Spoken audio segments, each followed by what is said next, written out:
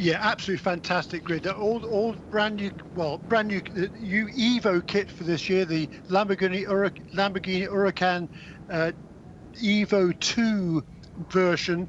It's a little bit faster than before. Better aerodynamics, better braking system as well. These cars are fast, Brian.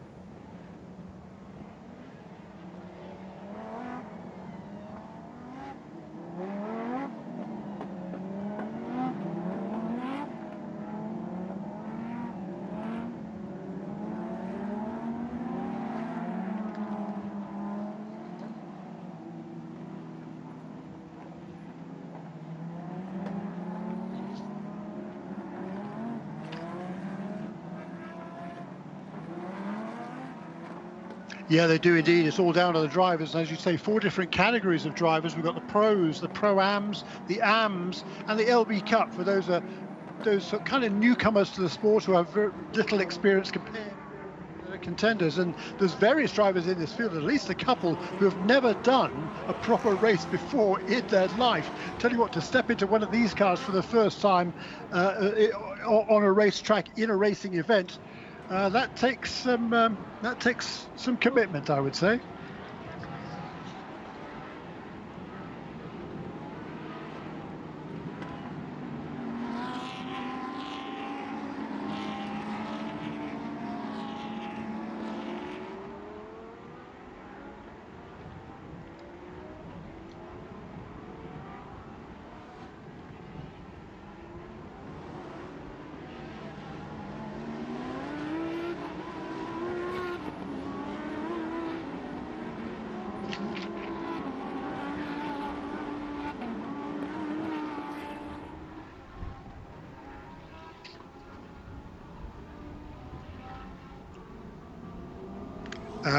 Very good question. We are about to find out, because there's quite a speed differential between the fastest and the slower cars in the field, probably at least 5 or 6 seconds.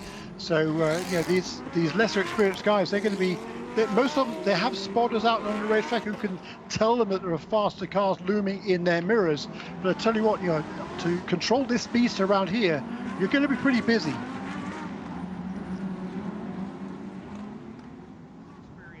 drivers, you're trying to control 600 plus horsepower, and you've got to pay attention to the rear view mirror or the camera that's in the car that's showing you what's coming up from behind. And those guys on a charge trying to win this race overall are not going to be particularly patient. It's difficult to pass around this racetrack anyway, as Patrick Kajula in the number 50 from O'Gara Motorsport, along with Change Racing and US Racetronics, will be on the pole in that beautiful black Lamborghini Huracan Super Trofeo Evo 2, and then alongside him, Danny Formal in the blue and black number 1 out of Wayne Taylor Racing. And this is going to be interesting. A nice slow start, side by side. And you got to remember, in IMSA racing, when the green flag falls, the pole sitter can go, and you cannot get out of line before then. You can't get out of your line before the start-finish line. Green flag waves.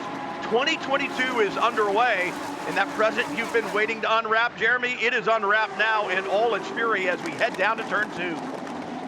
Yeah, good clean start there at the front of the field, and the Arrow Electronics car, Patrick Kujala, he made a great start there. Danny Formal challenging him on the outside line, and Eduardo Liberati in the car that won the championship last season in the hands of Richard Antonucci, he's hanging right there as well. That's the purple car, the Pitbull car of Eduardo Liberati from Italy in 3rd position. You're not a fan and you're new to Lamborghini Super Trofeo, you're going to see a lot of action. You're seeing it right now as the field heads up the hill in turn 5 towards turn 6. Already some action on the racetrack as the 54 is around. A problem there, and they'll get that car back underway as the rest of the field streams up the hill. A 50-minute sprint race in Lamborghini Super Trofeo. And look at Danny Formal as they headed up into the corkscrew, Jeremy. Left side tires off the racetrack as he makes the pass. Yeah, the Costa Rican there, what a great overtaking maneuver by Danny Formal on that first lap to get the lead there for Prestige Performance and Wayne Taylor Racing in the lead in that black and white car, that black and blue car, number 1. And he took Patrick Kujala, who's a former champion in Europe in these cars, completely by surprise. We saw a quick spin, that number 54 car, that was Charlie Martin, who had a quick spin there, and another couple of cars going around as well. It was at turn 4. I think she's got away with that one. I don't think there's any damage. I think you're right. I think just that left rear wheel gets dropped off. And speaking of left wheels, got another look at that pass by Formal, and I think he just felt like he needed to get it done. It's a 50-minute race, a mandatory pit stop in the middle of it, and you want to be up front, certainly on the final lap. That's the one that pays. But when you start getting to that lap traffic, you want to be able to get your way through there and pick your spot. You don't want to have to rely on somebody else. So Formal, very aggressive in the early going, and it looks like that number 1 Prestige Performance from Wayne Taylor Racing Huracan just a little bit loose, letting the rear end hang out just a little bit in turn 5 as they headed up the hill. We talk about a new braking package on this car, Jeremy. Bigger pads, rotors, and calipers on the front, same on the rear, and a better ABS system, a much better 4-wheel ABS system this year, and that should provide stability at corner entry. It should also help the brake life be a little bit better, and I would think it should help the tire life of these Pirelli tires, because they are certainly being punished right now. Well, they are, and this is a racetrack that is always hard on tires. It's low grip. It's an old surface here at WeatherTech Raceway Laguna Seca, and there is not a lot of grip. Everybody says it feels really slick out there. It feels almost as if you're in wet conditions rather than dry. There's not a lot of grip, and because of that, the cars tend to slide a lot more than they normally would do, and when they slide, they build extra heat into those tires. So the tires have to work super hard here, and keeping a set of tires underneath you, so to speak, for the entire race, keep them consistent through the entire 50 minutes of the race. That's going to be perhaps the biggest challenge for all of these drivers. I love WeatherTech Raceway Laguna Seca. It has so many challenges with it. And on the front straightaway, you go under the bridge right there at the start-finish line, and there is a radar gun there that will give you the speed. So you can look on that bridge as the cars come by and see the speeds. It was about 135 underneath the bridge last time by for the leaders. We talk about a mandatory pit stop in Lamborghini Super Trofeo. It's a 50-minute race. That pit stop window opens at the 20-minute mark, closes at the 30-minute mark, and somewhere in there you have to make your pit stop. There's no fueling, and another car off. It looks like it is that? I can't exactly tell. And whenever you see that bit of flame out of the exhaust on any race car parked beside the racetrack, that's a car trying to refire, has some raw fuel in the exhaust, and yet another car with a problem at the corkscrew, the number 8. Yeah, that's number 8 car of Damon Oakey, has former 2-time champion in the AM category, making his return to the O'Gara Change / US Racetronics team for this weekend, and he was running in the 16th position in 5th or 6th place in Pro-Am, but that spin just got on the power a little bit too hard coming out of the corkscrew. Around that car goes. The good news is I don't think there was any contact with any other cars. Well, he was so close to other cars, Jeremy. I wondered if he got a little bit of help there, but it looks like he kind of got away with that when everybody else snuck through, and that is the good news. You talk about the tires, you don't really change tires on these cars at the pit stop. If you do a tire change, it has to come after sitting still for 60 or 63 seconds. And the reason I say 60 or 63 seconds is there is a different pit stop link for cars that have just one driver, and those who have a 2-driver lineup, it needs to be 81 to 84 seconds, I believe, on the overall pit stop. And that is from pit in to pit out, 84 and 87 seconds, I should say. And that is from crossing the line at pit in to crossing the line at pit out. The pit stop itself, if you're going to change tires, if it's a 1-driver car, it can sit there for 63 seconds. If it's a 2-driver car, after 60 seconds, you can change the tires. But there's no fueling, there are no tires that go on. If you're sharing that car with somebody, you want to make sure that your teammate that is in it on the first stint doesn't use up all that good Pirelli rubber. You'd like to have something left to work with in the final 20 minutes. Yeah, that's exactly right. And the reason for that differential between the 1-driver cars and the 2-driver cars, most of the field are running as 2 drivers. Some are running as 1. And if you think about it, you have to make that mandatory pit stop. The drivers that are doing the entire race solo, they, through the first half of the race, before they make the pit stop, it has to be anywhere between 20 minutes and 30 minutes into this 50-minute race. They're already familiar with how the track is, how the car is, how the tires are working, how the balance of the car is. Whereas a new driver hopping in halfway through the race, he'll have a few seconds to talk to his co-driver about how the car is performing, but it'll take him, a little while to get up to speed and really attune himself to the racetrack as it stands right now this afternoon. So that is why there's a 3-second differential. Those cars that are running with 2 different drivers, their pit stop has to be 3 seconds shorter than the solo drivers. All pro cars up front in the top 3 right now, and then Richard Antonucci aboard the 21 from Dream Racing runs 4th in the first of the Pro-Am entries. And you can look at the cars as they run on the racetrack, and much like on the timing monitors that you'll see the different colors, you'll notice on the windshield, on the windscreen in the upper right-hand corner, there is a small diamond of color, and that will tell you which class the car is in. Those colors on the windshield obviously match with the colors that you would see on the timing and scoring screen, so you can tell what you're looking at.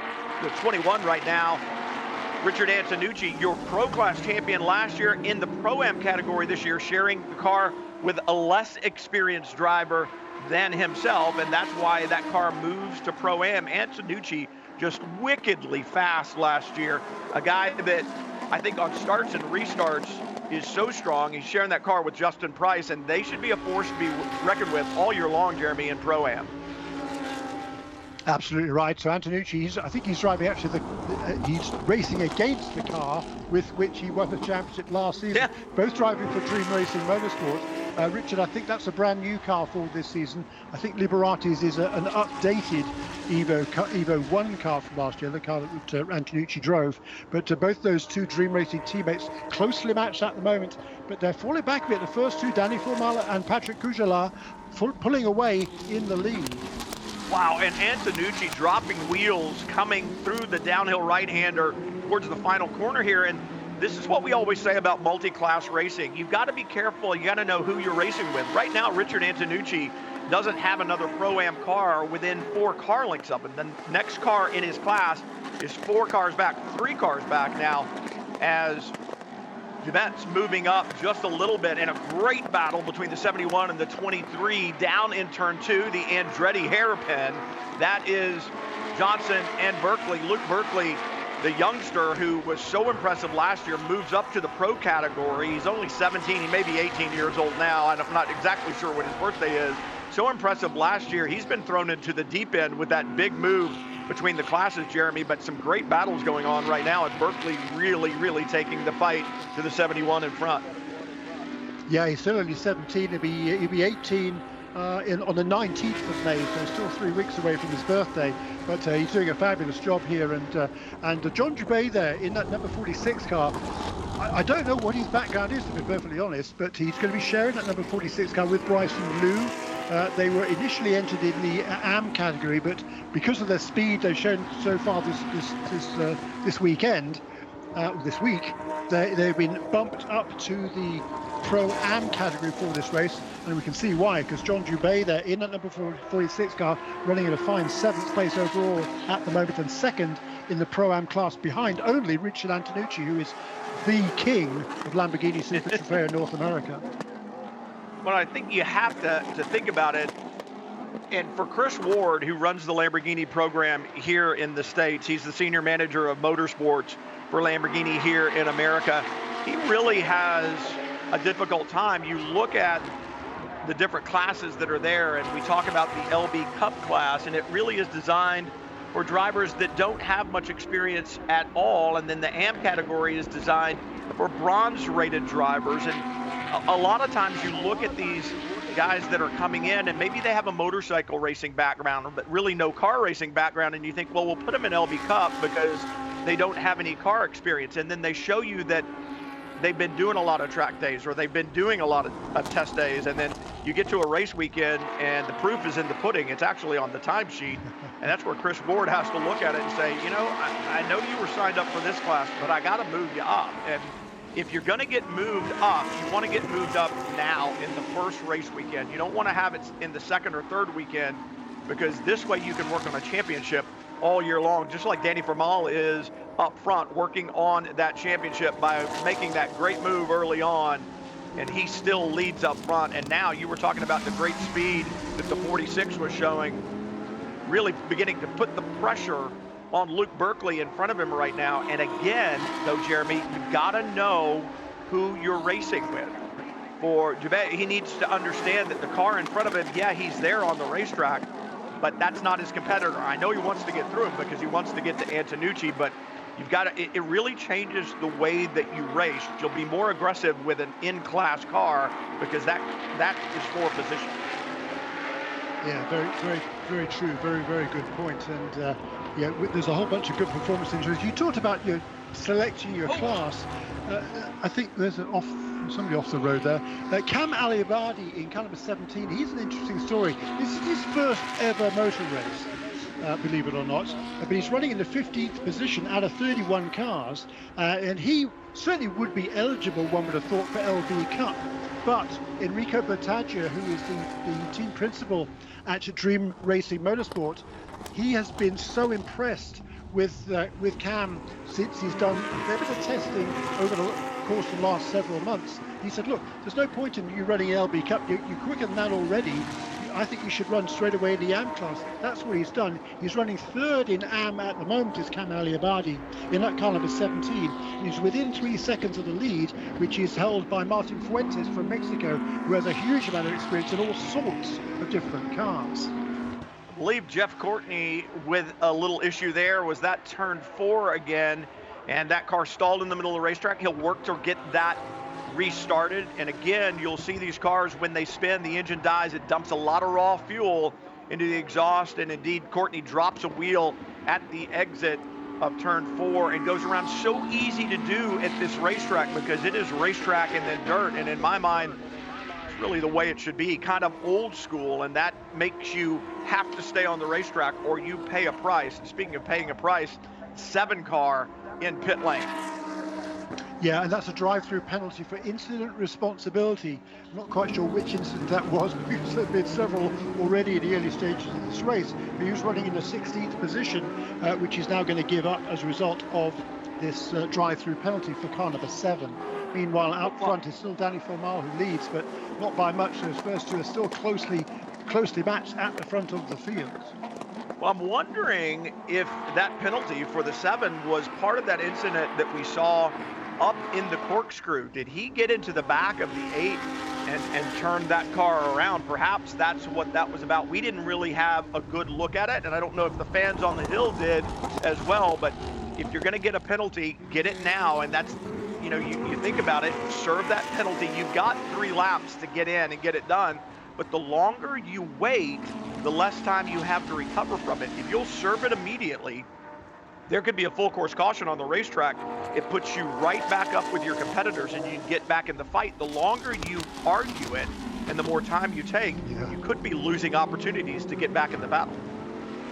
That's exactly right. And no, the 3-car battle, by the way, for the AM category, number 45 ahead of number 38 there in second place. That's Trevor Andrusko in second. The sort of blue and teal car leads into turn 2, the Andretti hairpin of this 3-car battle. Kamali Abadi in third position in that Dream Racing Motorsport entry is in car number 17. He's 32 years of age. He's from San Francisco, California, so he's a local guy. This is his local race, but he has done absolutely no proper racing himself before this afternoon. Very impressive run. Very impressive, and I'll call it a impressive save by 46 Dubé, dropping a wheel at turn 4. It seems like a lot of people have been doing that today, and I wonder, Jeremy, if the track has changed considerably since the last time Lamborghini Super Trofeo cars were on it, because it looks like some of these cars have kind of heated up the tires. And you talked about the tire gets hot, but when it gets hot, it also builds pressure. And when it builds pressure, the sidewall becomes very stiff and the car slides around a lot. We're seeing several cars looking like they've used up tires already, and that could be problematic. I wonder if the pass that we just saw or the move down into turn 2 by the 50 of Kajala might be a problem as far as what the officials saw, because that car looked like it was in pit lane to me, and you cannot get down there beyond that painted area. I mean, pit lane is a protected area both for the cars coming out on the racetrack, and it also shortcuts the course, and perhaps that's why Kajala kind of dropped back. Get another look. Let's see. He definitely completes the pass and gets around the 42. That was not for position. It was a slower car, but I don't know. I don't know. Ordinarily, that would be, I think, a penalty, but he was just taking evasive action. Now, you're not supposed to cut that line there, but it was a much slower car. He wanted to give that much slower car a good amount of leeway, so I think it was a sensible decision. I don't think there will be any penalty there for the second place car overall. Now, see, that's what you say. As a race car driver, I would say I want to get around this guy, and if I stay on the racetrack, it's going to hold me up, and the guy I'm chasing in front of me is going to pull a little farther out. So I guess there are two ways to look at it, and everybody will have their own opinion. My opinion right now is Danny Formal has the number 1 hooked up, and he has from the beginning. Kajala doing everything he can to stay there with the number 1, but Formal is doing a spectacular job, and he'll hand that car over to Kyle Marcelli on the pit stop, Jeremy. And remember, this combination had 3 wins last year. They started kind of slow. They had a big problem at Watkins Glen with a huge crash, but once they got the car back, they were on a tear. They had 3 wins, 3 other podiums, and a pole in the latter half of the season. That duo really gelled, and I think they gelled with the team. And another problem there in turn 4, another dropped wheel, this time by Luke Berkeley. Yeah, you know, it's easy to make a mistake, isn't it, here? This is a great battle between these two. And John Dubé there holding on now. Has he made that pass then for position? The 46 car is ahead of the... Well, he got past the 23 of Berkeley when Berkeley dropped the wheel there coming off of 4, and that in that cloud of dust, he was able to sneak by, so he's gotten through there.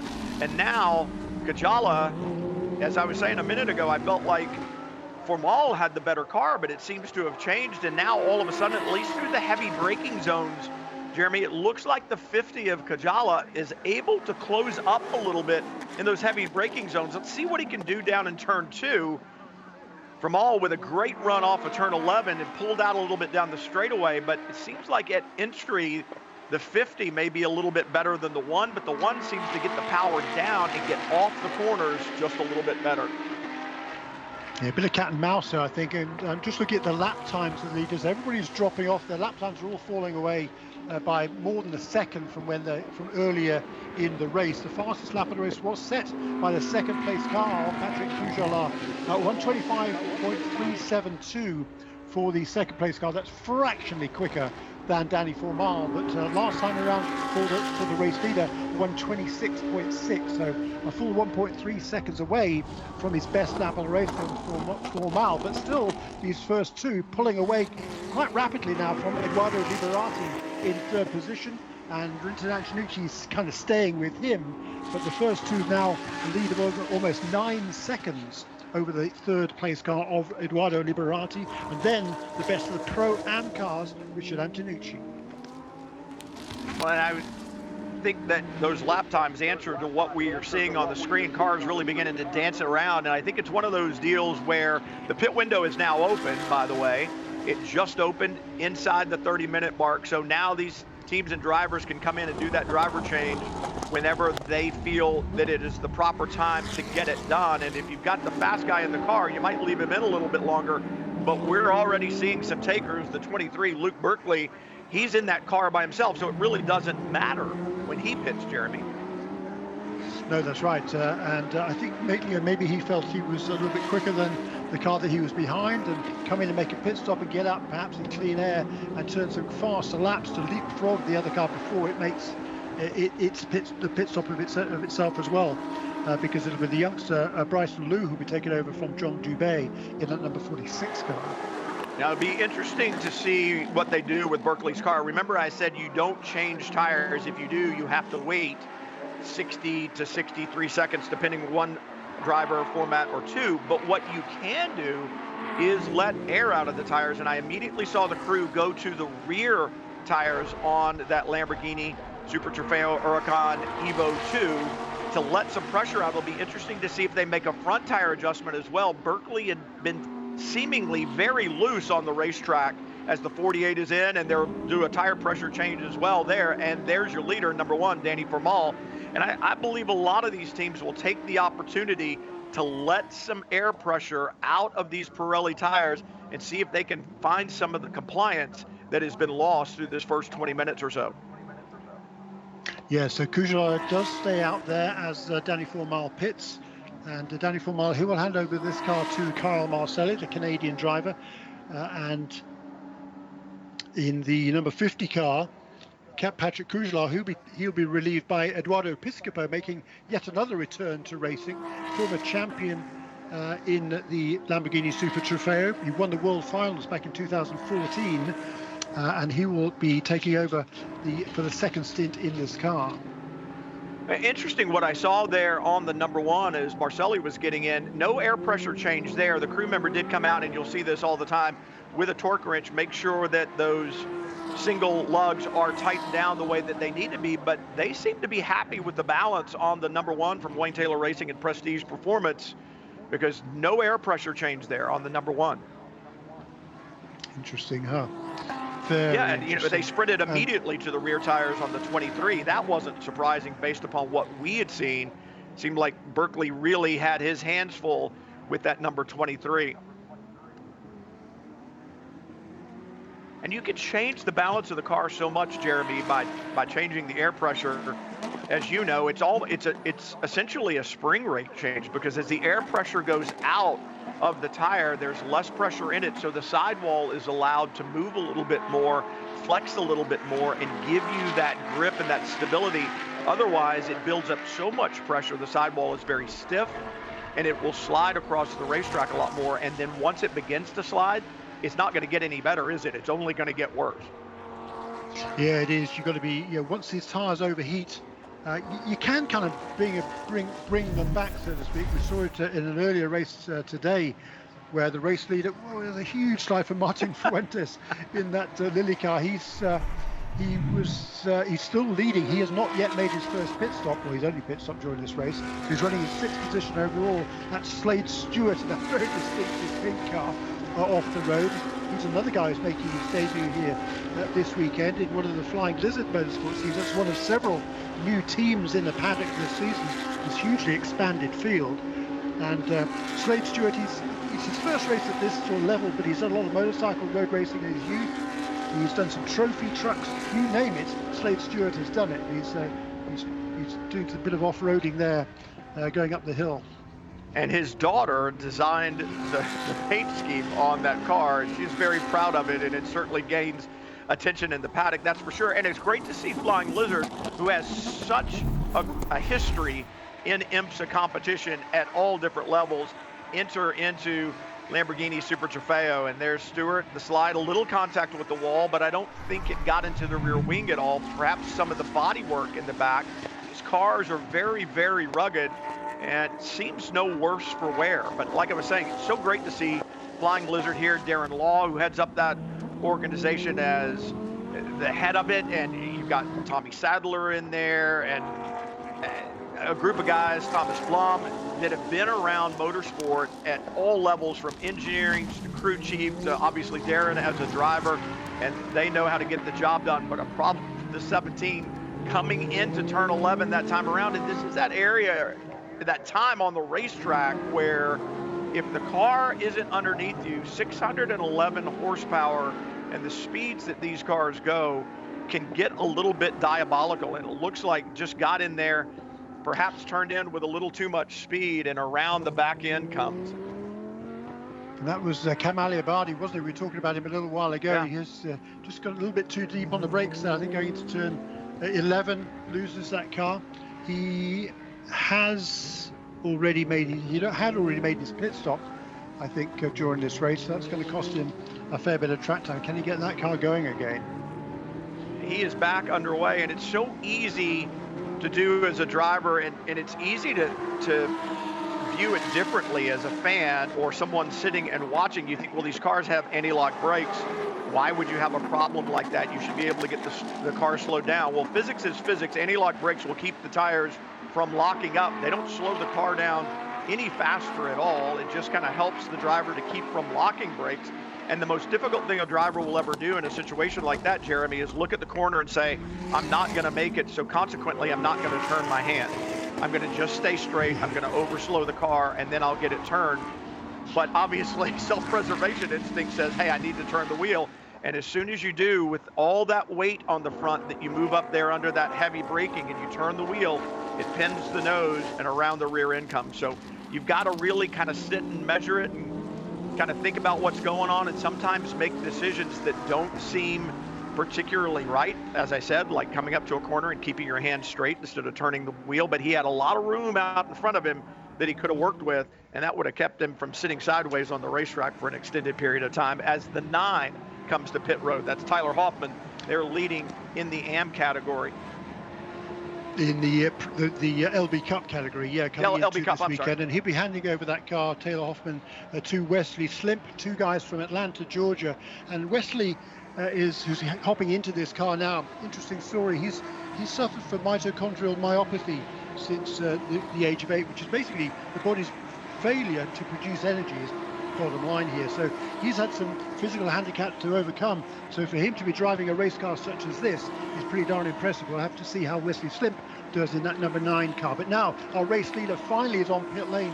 19 laps in the books for Patrick Kujala. He's finally brought that O'Gara Change Racing US Racetronics number 50 Arrow Electronics car into the pits.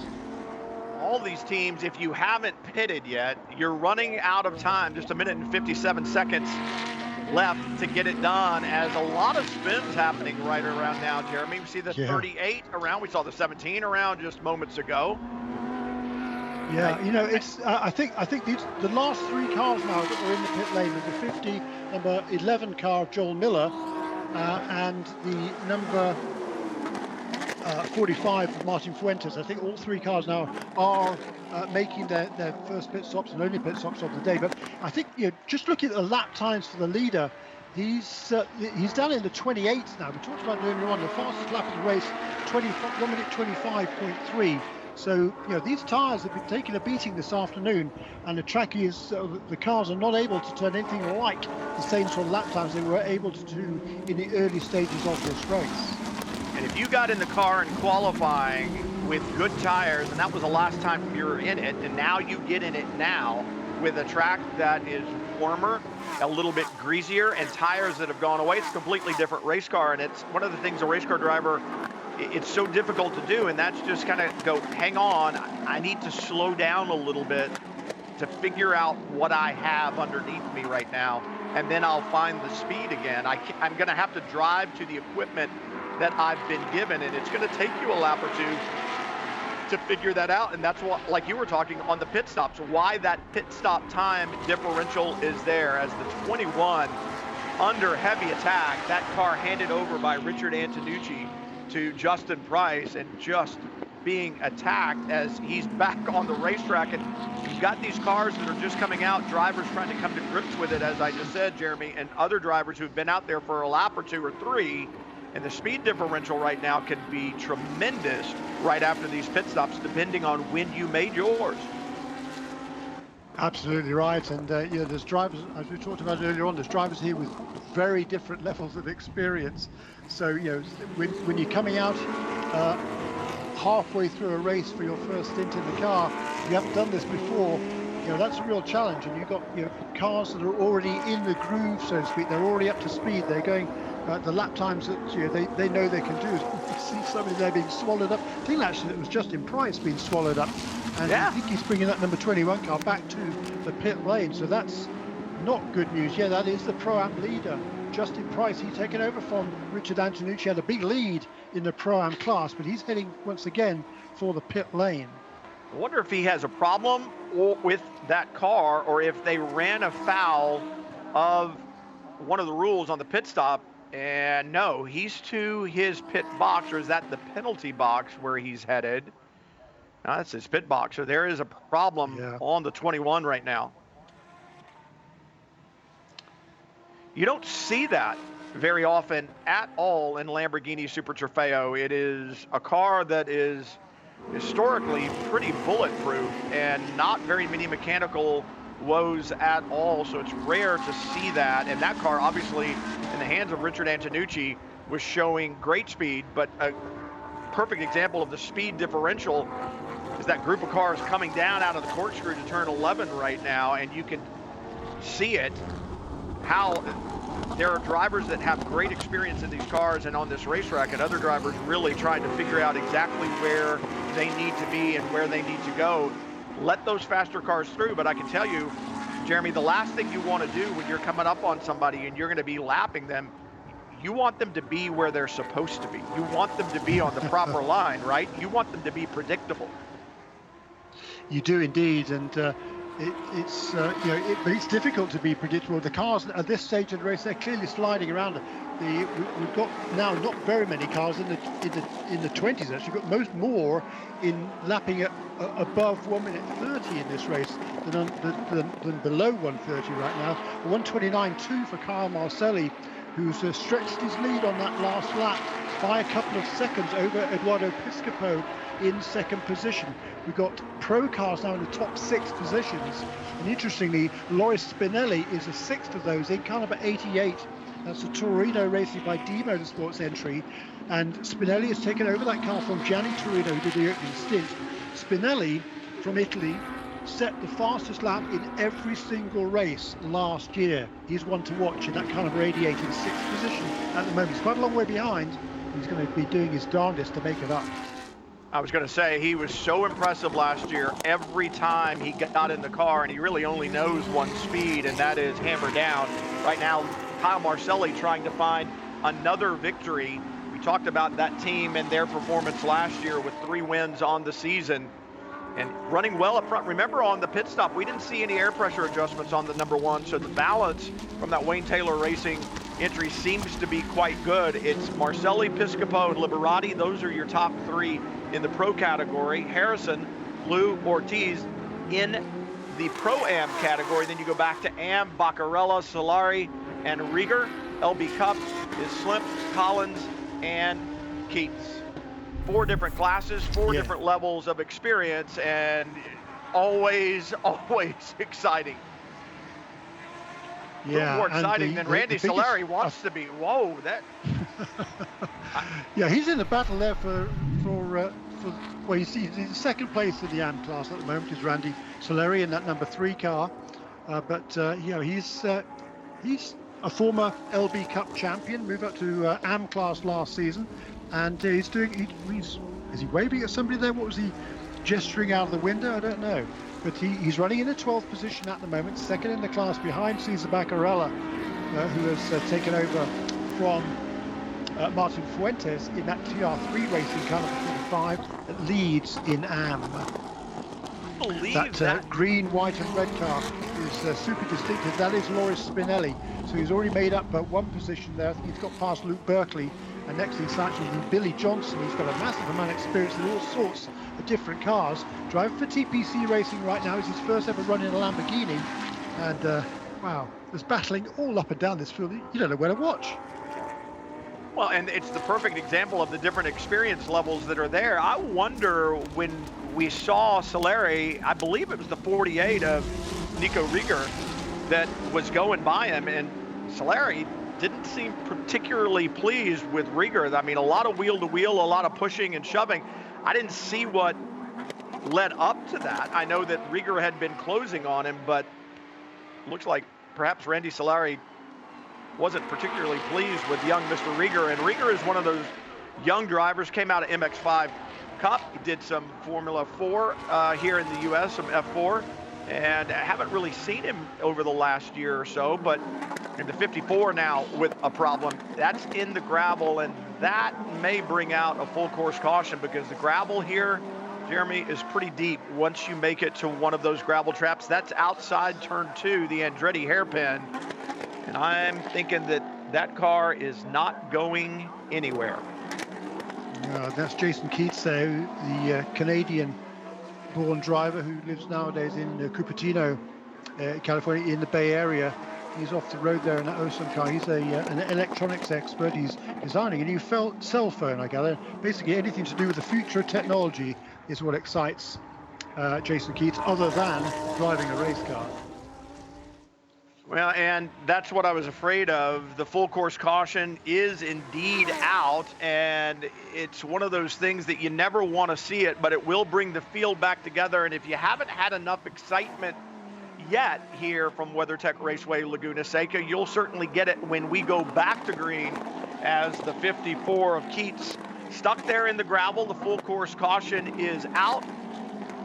AMR safety team there to help him get extricated, and as soon as they get him out, the field gets back together. We'll go back racing, but there's not going to be a lot of time left, Jeremy. No, there's not, and I tell you what, I have to say I'm surprised we managed to get this far through the race without there being a full course caution. I think that hats off to all of the drivers here doing a really good job through the first 4/5 of this race. So it's been an exciting race so far, but this is certainly bad news for Kyle Marcelli because the substantial lead that he had, he'd pulled it out to 7 seconds over Edoardo Piscopo in second position. And a fellow Italian, Edoardo Liberati, who's driving solo in that number 27 car, he's going to be able to close right in. He was another 10 seconds back in third position, and then 7 seconds behind him was that great battle going on between number 71 car Billy Johnson, Loris Spinelli in number 88, and Luke Berkeley in number 23 car. So the top 6 cars, all pro cars, they're going to be now, having been well spread out, going to be involved in the battle effectively for the lead when we go back to green. This is going to be really interesting. Ashton Harrison, what a job she has done in number 25 car. Tom Long drove the opening stint in number 25, Harrison contracting Wayne Taylor Racing entry. And now Ashton is hanging on there. She's doing a super job to hold on ahead of Bryson Liu in the number 46 car. He has taken over that Precision Performance Motorsports entry from his teammate John Dubé. And in third place and right with them is the second of the PPM cars, Precision Performance Motorsports, number 47 of Brian Ortiz, who is driving in this race with Sebastian Carrazzo, who drove the opening stint. And those three cars were pretty much nose to tail coming into this full course caution. You know, it's so interesting. You took the thought right away from me on Ashton Harrison leading in Pro-Am.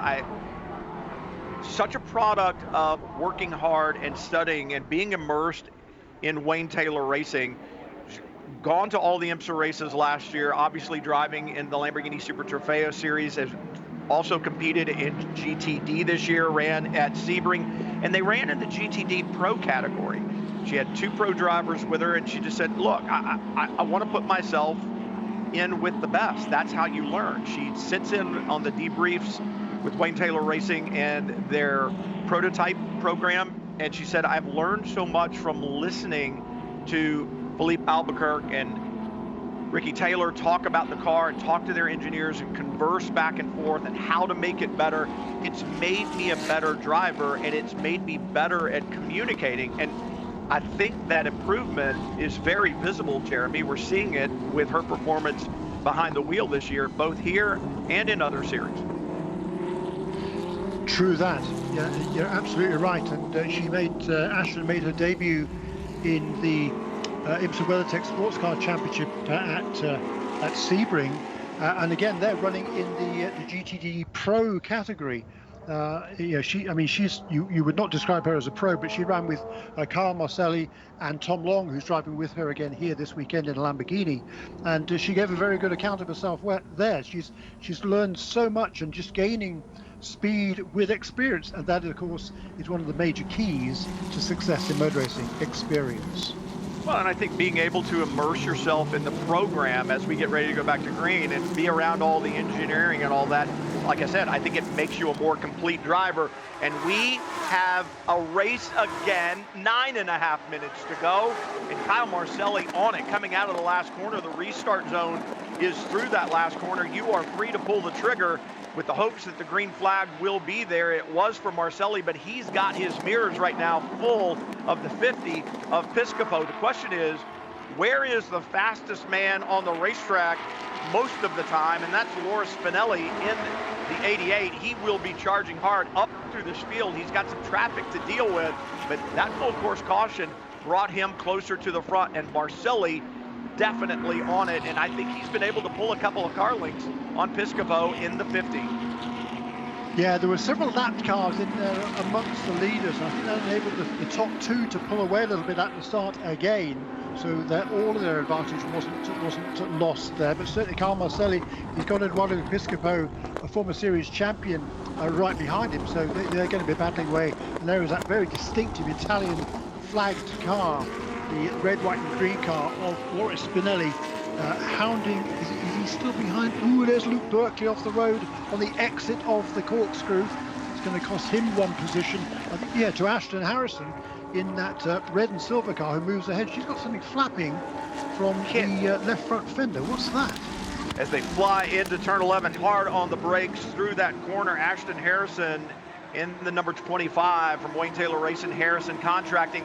Know if that is, I think there's contact with Luke Berkeley, and yes, that is going to be body work that's flapping. I couldn't tell if it was perhaps part of the wrap. So many of these cars are wrapped now, not painted, and I thought maybe the wrap was coming off, but looking at it a little more closely and being able to see a replay of Berkeley's problem in the corkscrew, I think Ashton Harrison was a part of that, and that is body work on the 25 that was flapping. 88 of Spinelli working forward. Just in front of him right now is the 27. He'll have to get by Liberati and see if he can close in a little bit more on Kyle Marcelli, but we're running out of time. Just 7 minutes to go here from WeatherTech Raceway Laguna Seca, and the lap times right now around 1 minute and 25 seconds. Not many more laps in hand.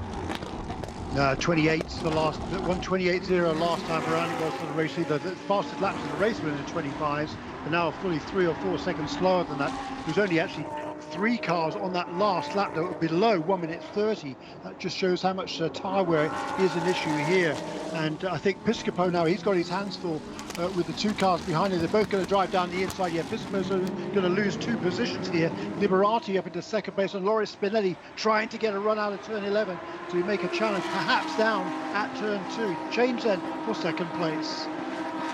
Down to turn 2, Spinelli in the red, white, and green looks to the outside of the purple number 27 side by side, but no, Liberati swings wide, blocks that move. I beg your pardon. That was the identical livery car. That wasn't Piscopo in that electronics car. It was a laps car.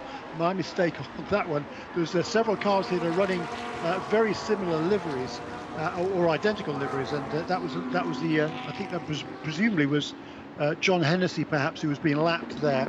So it wasn't him. So third place though now is the battle between Liberati and Spinelli. There's a spin though for Bart Collins, who just taken the lead from Wesley Slimp in LB Cup. Now he's thrown it all away, has he? Oh, so frustrating. As you said, had just taken the lead. Some great battles going on around the racetrack, and Collins in that number 4.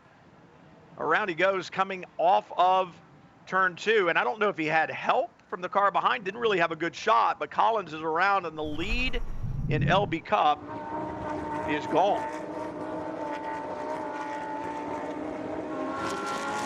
So 5 minutes to go. Brian Till, Jeremy Shaw with you. Round 1 of the 2022 Lamborghini Super Trofeo North American Championship underway, and the season finally started for these drivers. They've been chomping at the bit to get back in action, and we've seen plenty of it today. Kyle Marcelli out in front in his Wayne Taylor Racing with Prestige Performance number 1, and that car has been up front from the get-go. Danny Formal with a very powerful move in the early going to take the lead on lap 1, and they have not relinquished it, but still good battles around the racetrack. As the 23 of Luke Berkeley under attack right now by Brian Ortiz. Ortiz wants to get by him.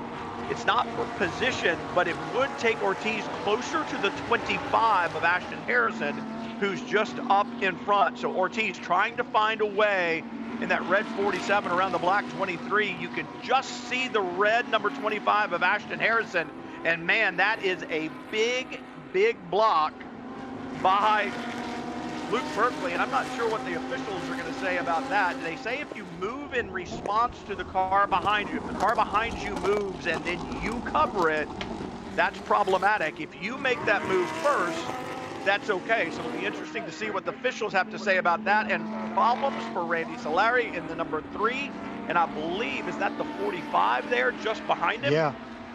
Yeah. Of Cesar Baccarella. He just lost the lead in the AM class to Nico Riga, the youngster from Houston, in the Precision Performance Motorsports car number 48. And then those 2 cars got together. Randy Solari was battling with Cesar Baccarella for second position in AM. They both go around there at turn, turn 5. That might bring out the caution again with only 3 minutes to go if they're stuck in the gravel, which they probably are. We've had a whole bunch of changes of positions here for the class leads in the last few laps, both the LB Cup and AM changing. Hats off here to Ashton Harrison. What a job she is doing in the 6th position overall. So Randy Solari in the number 3, that JG Wentworth Lamborghini Huracan Evo 2, able to get back going, but the 45 is stuck, and we've had to go full course caution. No other way to take care of that problem. With 2 minutes and 42 seconds to go on the clock. That will bring the field back together, Jeremy, and I'm afraid it just may well end it. Yeah, there will not be enough time to get back underway here, I don't think. So that's certainly unfortunate, but it's been a tremendously exciting race. And you know, I think Kyle Marcelli had everything under control there at the front. He'd extended his lead just a little bit over Eduardo Piscopo. It was about 3 seconds as they kept 2.7 seconds as they completed the previous lap. And now it'll be just 1 lap to go here. Yeah, there's a white flag, so this race will finish under caution. But take nothing away from Kyle Marcelli, because he's done a super job taking over from Danny Formal, who drove a brilliant opening stint. And it looks like there's going to be that Costa Rica Canadian pair are going to come home with the first win of the season for Wayne Taylor Racing and Prestige Performance. There's 19 different dealerships involved in today's race. That's a new record, and there is a dealer championship as well as a driver championship and a team championship as well. So there's a lot of prestige, quite literally, at stake here, and it's that number one car that is looking good for the win, the first race of the new season. It's one of the things I love about the business model, because motorsports is business. The business model of Lamborghini Super Trofeo Series, those dealerships involved, as you said, the teams involved, obviously commercial sponsors on the side of the cars as well, and then certainly the drivers that participate. It is truly one of the most exotic one-make series in all the world, being led by the Lamborghini Huracan safety car right now, Kyle Marcelli on that final lap. And, you know, Jeremy, we talk about relationships in racing, relationship driver to engineer, driver with the team, co-drivers together, but what about relationships with the driver with the car? When you think back to last year and the problems that Kyle Marcelli had with that huge crash in the S's at Watkins Glen, new car to them after that, and once they got that new car, it just seems that relationship that Danny Formal and Kyle Marcelli had with that car really seemed to gel. It just, and I can tell you, sometimes there's just something different. You can't put your finger on it from chassis to chassis. One you like and one just isn't quite the same, and they certainly have found a friend here with whatever chassis number is underneath the bodywork on that beautiful Lamborghini Huracan Super Trofeo Evo 2. Kyle Marcelli, Danny Formal, they will start the 2022 season off in style and really started off where they left off 2021 with checkered flags waving. They'll take the first win of 2022. Ashton Harrison in that bright red number 25 that she shares with Tom Long.